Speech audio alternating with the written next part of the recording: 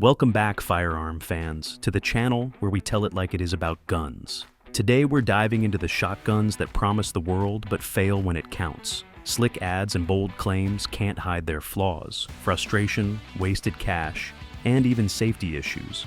I've scoured reviews and forums to bring you the top 10 shotguns to avoid. From budget busts to a law enforcement flop that's a legendary disaster.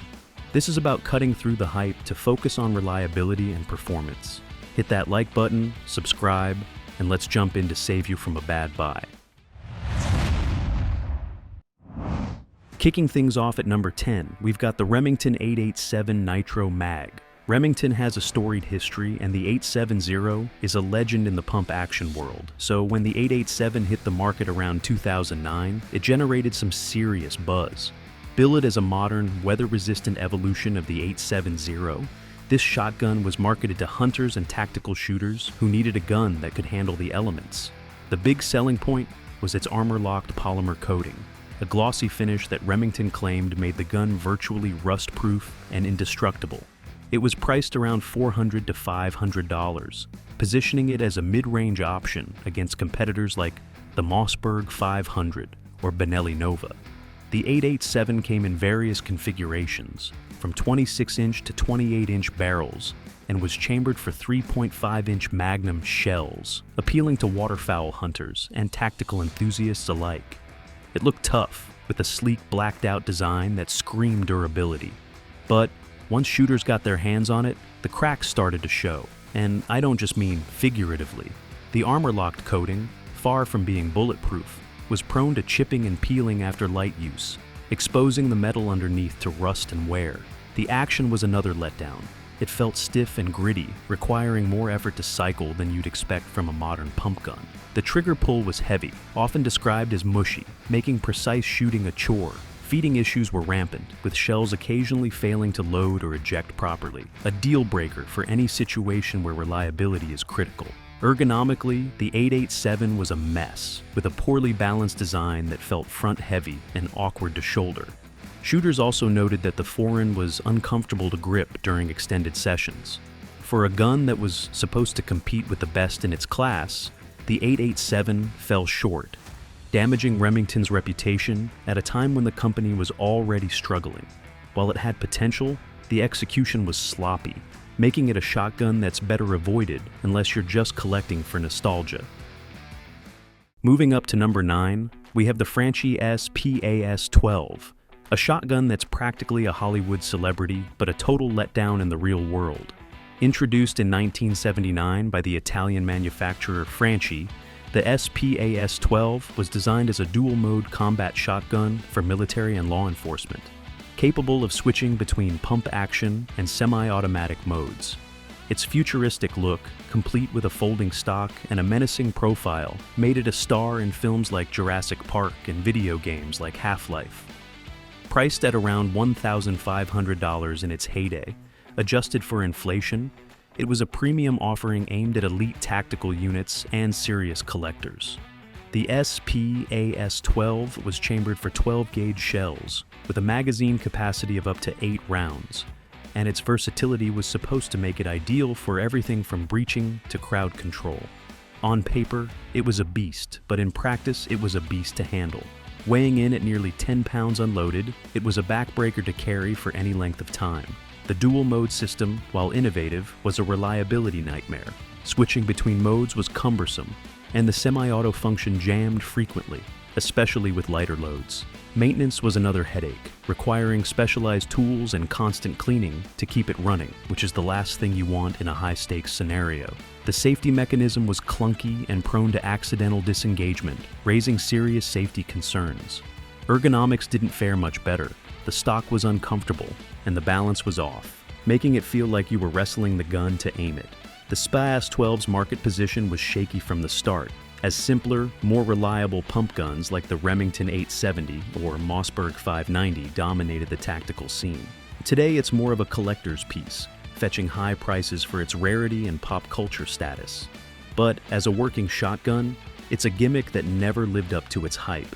If you're tempted by its cool factor, think twice before dropping serious cash on one. At number 8, we're looking at a rare misfire from a brand known for quality, the early models of the Browning BPS Stalker. Browning has a stellar reputation for crafting reliable, high-end firearms, and the BPS series is a favorite among hunters for its smooth pump action and unique bottom eject design, which is a godsend for left-handed shooters. When the BPS Stalker was released in the late 1980s, it was marketed as a rugged, all-weather version of the BPS, aimed at hunters who needed a shotgun that could handle harsh conditions like rain-soaked duck blinds or snowy uplands. Priced around $600 to $700, it was a premium option compared to budget-friendly competitors like the Mossberg 500. The Stalker featured a synthetic stock and a matte finish, with barrel lengths ranging from 26 to 30 inches, and was chambered for 12 or 20 gauge shells. It sounded like a dream for field use, but early models had some serious flaws. The bottom eject system, usually a strength, was prone to jamming due to poor tolerances in the early production runs.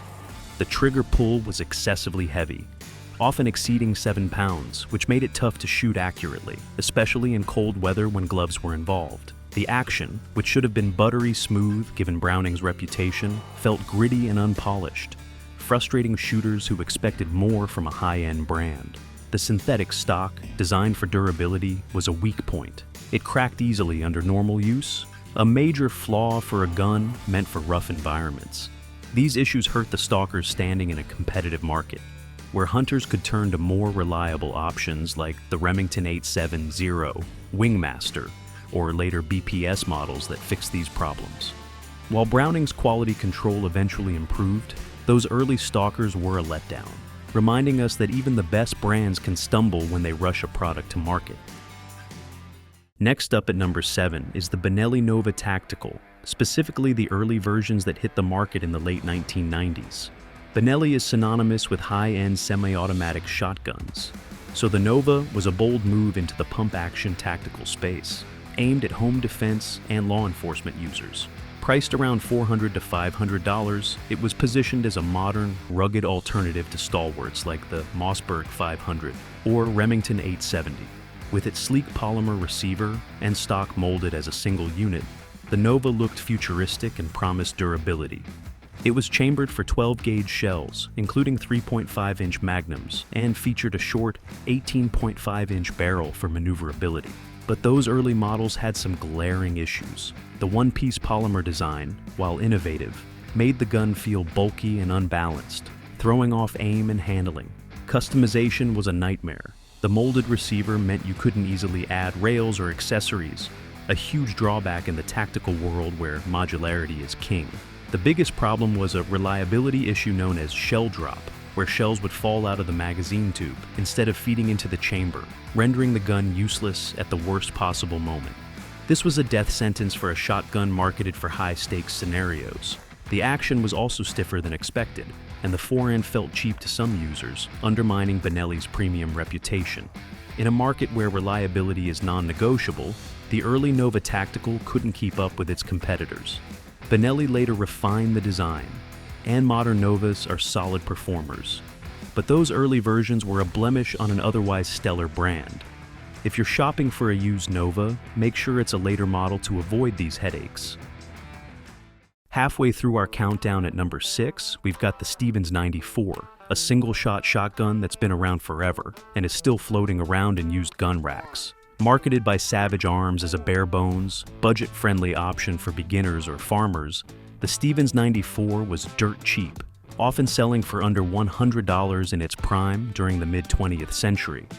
Available in 12, 20, or .410 gauge, with barrel lengths from 26 to 36 inches. It was a simple break-action design, meant for basic tasks like pest control or small game hunting. But simplicity doesn't always mean reliability, and the 94 is proof of that. The build quality was abysmal. The thin metal receiver and cheap wooden stock would crack or loosen after just a few dozen rounds. The action felt flimsy, and misfires were common, especially with older models. Recoil was another major issue. The lightweight frame, often under 6 pounds, meant it kicked like a mule, making it painful to shoot, especially with heavier loads like 12-gauge slugs. Some models lacked a proper trigger guard, a shocking safety oversight that could lead to accidental discharges. The Stevens 94's low price made it accessible, but it competed poorly against even budget pump actions like the Mossberg Maverick 88s, which offered far better reliability for a slightly higher cost. While some shooters have a soft spot for the 94's no-frills charm, its lack of durability and safety features make it a risky choice, especially for new shooters who might not recognize its flaws. If you see one at a pawn shop, it's better left as a wall hanger than a working gun. At number 5, we're talking about the Mossberg 500 Tactical Turkey, a variant of the iconic 500 series that tried to do too much and ended up doing nothing well. The Mossberg 500 is a legend, trusted by hunters, law enforcement, and home defense users for its rock-solid reliability. So, when Mossberg introduced the Tactical Turkey model in the early 2000s, it got a lot of attention. Priced around $400 to $500, it was marketed as a hybrid shotgun, blending the 500's hunting prowess with tactical features like a collapsible stock and adjustable sights for turkey hunting. It came with a 20-inch barrel, a 12-gauge chamber, and a camouflage finish to appeal to hunters. The idea was solid, but the execution was sloppy. The factory sights were often misaligned right out of the box, making it nearly impossible to pattern a tight shot for turkey hunting. The collapsible stock, meant to add versatility, felt flimsy and rattled during use, a far cry from the sturdy fixed stocks on standard 500 models. The gun's balance was off, especially with accessories like lights or slings attached, making it awkward to carry in the field. The action, usually a strong point for Mossberg, was surprisingly gritty on this variant, with ejection failures reported by many users. In a market crowded with specialized hunting shotguns, like the Remington 870 Turkey, or tactical models like the Mossberg 590, the Tactical Turkey couldn't find its footing. It was a jack of all trades, but a master of none, leaving shooters frustrated whether they were in the woods or at the range. If you want a Mossberg 500, stick to the standard models that have proven their worth over decades. Coming in at number 4 is the Savage 755A, a semi-automatic shotgun from the 1950s that aimed high, but crashed hard. Savage Arms has a strong track record, but the 755A was a rare misstep. Designed as a gas-operated alternative to the pump-action shotguns dominating the market, it was targeted at hunters who wanted the speed of a semi-auto for upland game or waterfowl. Priced in the mid-range for its time, around $150 to $200. It was chambered for 12 or 16-gauge shells and featured a sleek design with a 26 or 28-inch barrel. But the 755A's gas system was its downfall. It was overly complex, with small parts that were a pain to clean and quick to wear out. The gun struggled with lighter loads, often failing to cycle properly, which turned it into a single shot in the middle of a hunt. Durability was another issue. The wooden stock cracked under repeated recoil, and the blued finish wore off faster than expected, leaving the gun looking beat up after minimal use. Replacement parts were hard to come by, even back then, and today they're nearly non-existent, making repairs a nightmare. Compared to competitors like the Remington 1100, which set the standard for semi-auto shotguns, the 755A was a clunky, unreliable mess. It was an ambitious design that tried to innovate, but ended up alienating shooters who needed a gun they could trust. If you stumble across a 755A at a gun show, it's better left as a curiosity than a shooter. At number 3, we have the Winchester 1200 Defender, a shotgun that carried the weight of Winchester's legendary name but couldn't live up to it. Introduced in the 1960s, the 1200 was designed as a budget-friendly pump action for home defense and law enforcement, priced around $200 to $300 to compete with the Mossberg 500 and Remington 870. It featured an 18-inch barrel, a 12-gauge chamber, and a no-nonsense design that promised reliability. But compared to the iconic Winchester Model 12, the 1200 was a step down in every way. The action bars were notoriously weak, bending or breaking under normal use, which led to frequent jams. The trigger group was unreliable, with a mushy pull and a safety that could fail over time. The action itself felt loose and sloppy, making it frustrating to cycle, especially in high-stress situations where smooth operation is critical. Build quality was another letdown. The metal parts wore quickly. and the stock felt cheap compared to Winchester's earlier offerings. In a market where the Mossberg 500 offered rugged reliability and the Remington 870 delivered versatility, the 1200 Defender struggled to carve out a niche. It was a reminder that even a brand with Winchester's heritage can produce a dud when cost-cutting takes priority over quality. If you're looking for a classic Winchester pump, hunt down a Model 12 instead. And now, at number 1, the king of shotgun disasters, the Ithaca Mag 10 Roadblocker. This 10-gauge semi-automatic beast, introduced in the early 1980s, was marketed as the ultimate tool for law enforcement, capable of stopping vehicles or breaching heavy barriers. Priced over $1,000, it was a premium offering aimed at specialized tactical units. Weighing nearly 11 pounds unloaded, with a 22-inch barrel and a gas-operated system, the Mag 10 looked like something out of a sci-fi movie. Its sheer size and power were supposed to intimidate, but they made it a nightmare to use. The recoil was brutal, even for a gun this heavy, punishing shooters with every trigger pull. The gas system was finicky, clogging easily and jamming under real-world conditions, which was unacceptable for a firearm meant for critical missions. Maintenance was a chore, with complex internals that required constant attention to keep functional. The gun's bulk made it impossible to carry or maneuver effectively, limiting its practicality for law enforcement or military use. In a market where 12-gauge shotguns like the Remington 870 or Mossberg 590 could handle most tactical tasks with far less hassle, the Mag 10 was over-engineered and underperforming. It's now a collector's item, sought after for its rarity and oddball design. But as a working shotgun, it's a complete failure. The Mag 10 Roadblocker is the poster child for what happens when ambition outpaces practicality. There you have it, folks. Our countdown of the 10 shotguns that prove hype doesn't equal performance. From budget busts to overpriced flops, these guns remind us that a shiny brochure or a famous name isn't enough. When you're choosing a shotgun, whether for hunting, home defense, or tactical use, prioritize reliability, ease of maintenance, and real-world performance over flashy features.